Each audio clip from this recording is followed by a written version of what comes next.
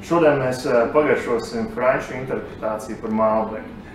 Sāksim ar Cahoru, kas ir maza pilsētiņa, kurai apkārt ir daudz vīndāžas, kuros audzē Malbeku. Un tas ir principā vienīgais tāds kā reģions Francijā, kur dominē Malbeku vīnogu šķirni kā tā.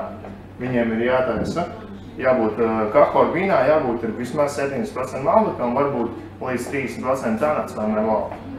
Šajā vīnā konkrēti ir 80% Malbeks un 20% Merlot, ja, kas ir tāds interesants sērums. Viņi arī taisa 100% Malbeks, kas ir arī baigi forši. Tagad es pagaršosim. Tāda tonis, tāds violets, tāds ļoti izteikts kā Malbekam.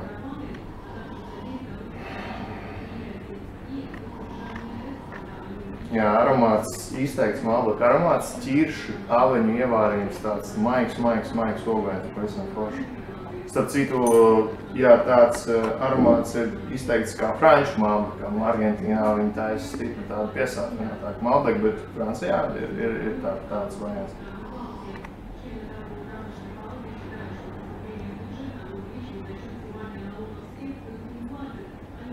Maiga garša, maiga skāba, ķiršu skāba, ja? Mēs arī varam papārot kopā ar ķirsīti. Super. Tāda skāba atsvaidzinoša ķiršu garša. Principā es šo vīnu, es viņu atdzesētu šajā karstā dienā uz kaut kādiem 12-14 grādiem un vienkārši kāpāt vasarā pilnīgi normāli. Tāpēc, ka viņš ir skāps, viņš nav tāds piesātināts, viņš nav tāds šausmīgi muskuļains un drūms un smags, bet viņš ir tāds svaigs, foršs skābulīts.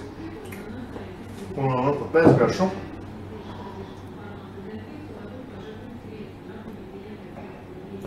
Pēcgaršā jau var just nedaudz no Merlot to tādu rūgtumiņu. Diezgan garšīgi izsmažs, tas man patīk, tas ir forši.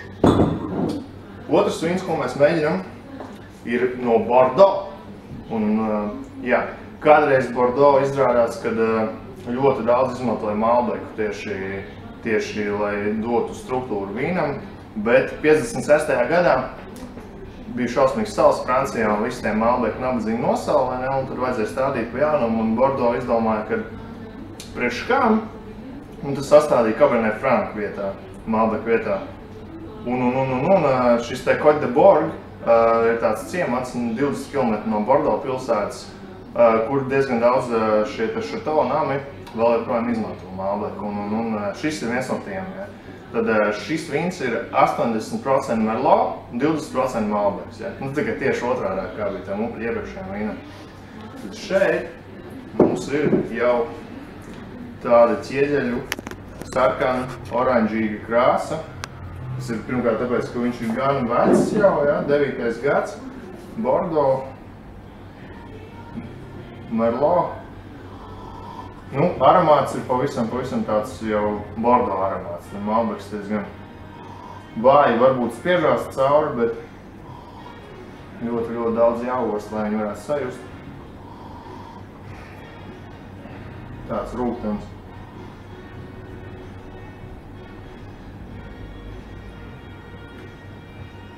Garša, lai gan sākās rūgtena, tāda tikai kafijas staba, kas nedaudz varbūt garša, tad mutes kakniņos sānos var just ko Malbeku, to skābu, un pat no 20% Malbeku diezgan izteikts skābums. Kas man patiesībā visvairāk patīk šajā vīnā, jo vienkārši 100% Merlot būtu neinteresanti. Viņš būtu vienkārši rūgts, piesātināts, savalkošs, savs un tā tālāk, un klāt tur vajag steiku un tā tālāk.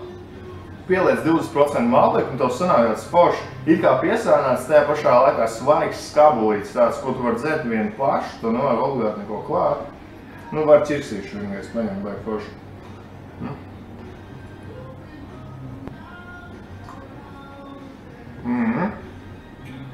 Lieliski. Kad sapēro ar ķirsīti, tad tas Merlot aiziet vispār mājās un jūt tikai šis ķiršu Malbeku neanses ļoti labi.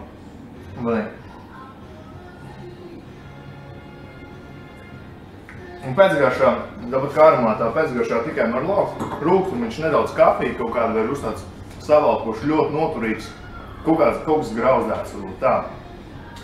Tā kā jā, nu tādas lietas, ja jums, teiksim, patīk Argentīnas Malbeku vai vispār patīk Malbeku un gribas pamēģināt kaut ko jaunu, tad frančiem ir šādi te varianti, ka mums pieejami divi.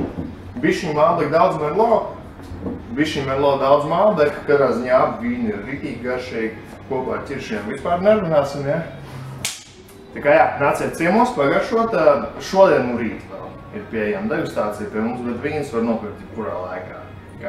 Gaidīsim ciemos.